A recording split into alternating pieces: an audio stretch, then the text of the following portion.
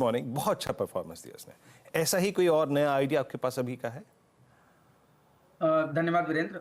Good morning और सभी दर्शकों को। पहले तो डिस्क्लोजर, जो आपने दोनों स्टॉक बोला, नुवामा और मारुति, दोनों ही हमारे कोर पोर्टफोलियो में अभी भी पोजीशंस इनकी हमारी बनी हुई है और इन पे अभी भी हमारा पॉजिटिव व्यू बना हुआ है। अब जहां तक कि आज के फ्रेश ट्रेड्स की बात है, तो मैं आज एक नहीं दो ट्रेड्स की बात करूंगा और दोनों ही बहुत ही डायरेक्शनली अलग अलग है। एक तो मैं न्यू एज बिजनेसेस की बात करूंगा, और न्यू एज बिजनेसेस में हमें लगता है कि जोमेटो पे तो हमने बहुत चर्चा की ऑलमोस्ट 70 के लेवल से, and we continue to hold ये स्टॉक हमारे पोर्टफोलियो में। बट मुझे लगता है जो दूसरा स्टॉक जिसकी चर्चा कम होती है पर जो बहुत ही पॉजिटिव है, वो है पॉलिसी बाजार। मेरा मानना है कि पहले लेवल्स की बात करूं तो पॉलिसी बाजार में एक बहुत ही decisive breakout long term charts पे हुआ है, और स्टॉक मेरे हिसाब से अब 1150-1200 पे एक लॉन्ग टर्म सपोर्ट मेंटेन रखेगा। On in the medium term मुझे लगता है स्टॉक 1700 की ट्रेजेक्ट्री को टेस्ट करेगा, बट शायद लॉन्ग टर्म में आपको और बड़ी अपसाइड यहां देखने को नजर आएगी।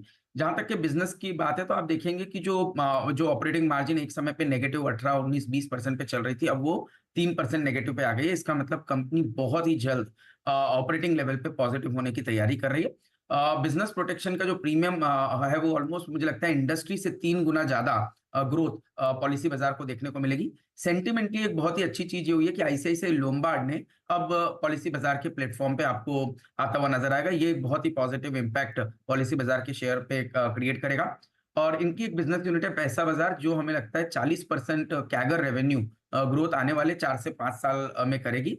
और फाइनेंशियल ईयर 27 में मैनेजमेंट ने इंडिकेट किया कि करीब करीब 1000 करोड़ की प्रॉफिटेबिलिटी पैट का गाइडेंस देखने को मिल रहा है, तो जिसकी वजह से एक री रेटिंग मुझे लगता है पॉलिसी बाजार के स्टॉक में देखने को नजर आएगी। डिस्क्लोजर रहेगा कि स्टॉक हमारे पोर्टफोलियो में है और हम इस पे व्यू हमारा पॉजिटिव बना हुआ है। दूसरा स्टॉक है मेटल स्पेस से, वो है नाल्को। मुझे लगता है पूरा जो मेटल बास्केट है, चाहे वो एल्यूमिनियम हो, कॉपर, जिंक, लेड या इवन सिल्वर जैसी कमोडिटी के अंदर में, प्रीशियस मेटल्स में एक बहुत बड़ी तेजी चालू हो गई है, और ये मुझे लगता है एक बहुत स्ट्रक्चरल ट्रेंड रहने वाला है। तो यहां से भी बड़ी अपसाइड मिलेगी। पर अगर से इसको एक इंडिविजुअल स्टॉक के थ्रू देखा जाए, तो नाल्को पे हमारा काफी पॉजिटिव व्यू है। एल्यूमिनियम 3 साल के हाईस को अब क्रॉस करने की तैयारी कर रहा है, और हमें लगता है कि जिस तरह से नाल्को की कैपेसिटी है, इसको एक बहुत बड़ा ऑपरेटिंग लीवरेज मिलेगा। 230 रुपए तक की अपसाइड टेक्निकली मुझे लगता है नाल्को के स्टॉक में देखने को नजर आएगी। 170 पे एक बड़ा बेस बना है, तो 170 पे एक स्ट्रॉन्ग सपोर्ट रहेगा। मेटल स्टॉक्स में कोई स्टॉक हमारे पोर्टफोलियो में, तो वो है नाल्को हमारे पीएमएस के अंदर। तो डिस्क्लोजर रहेगा कि ये स्टॉक पे भी हमारा एक interest from a PMS perspective बना हुआ है। बढ़िया, दो इंटरेस्टिंग आइडियाज चतुर मोहता साहब की तरफ से। ये टॉप कॉल में मैं रिपीट में कौन सा लेके आऊं, नाल्को ज्यादा प्रेफर्ड या पीबी फिनटेक आज के लिए? देखिए, स्ट्रक्चरली तो पीबी फिनटेक के ठीक साथ है, जाना चाहूंगा, NALCO short term medium term trade की तरफ से देखिए। फिनटेक का टारगेट और स्टॉप लॉस?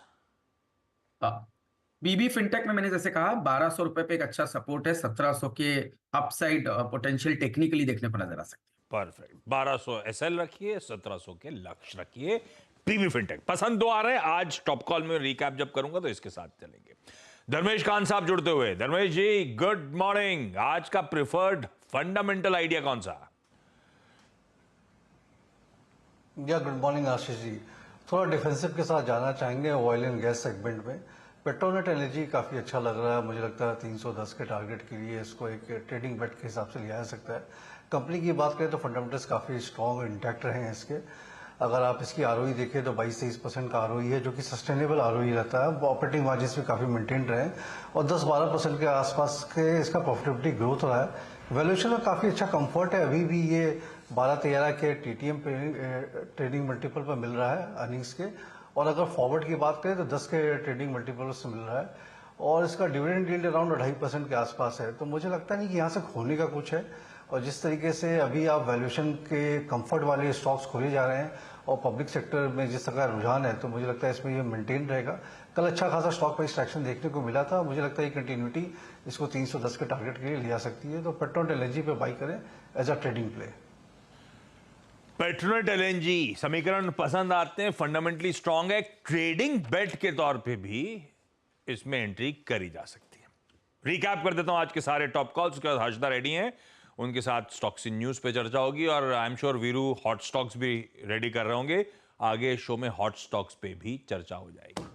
गाभासर ने दिग्गज आईसीआईसीआई बैंक पे दाव लगाया है, पर फ्लैट मिले, गिरावट आए तभी एंट्री करिएगा। 1100 का स्टॉप है, 1130 के लक्ष्य है। बहती साहब वेदांता पसंद आ रहा है 334 के स्टॉप लॉस के साथ 342 380 के टारगेट्स के लिए। मानस कह रहे हैं अपोलो हॉस्पिटल्स, कल सब बढ़िया मूवर्स हैं ये। अपोलो हॉस्पिटल 6449 का स्टॉप है, 6625 का टारगेट है, चाहे तो 6500 का कॉल भी खरीद सकते हैं। सतपति साहब को एमसीएक्स पसंद आ रहा है, 3690 का स्टॉप है, 3850 3900 के टारगेट्स है।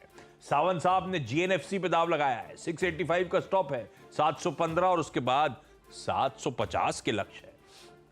पीबी फिनटेक चतुर्मोता साहब का प्रेफर्ड आइडिया पोजिशनली रख लीजिए, 1200 का स्टॉप है, 1700 तक जाने की तैयारी कर रहा है। ऐसे ही एक बढ़िया पोजिशनल ट्रेडिंग बेट हो सकता है पेट्रोनेट एलएनजी, इसके फंडामेंटल्स भी बढ़िया लग रहे हैं। 310 धर्मेश कान साहब का लक्ष्य।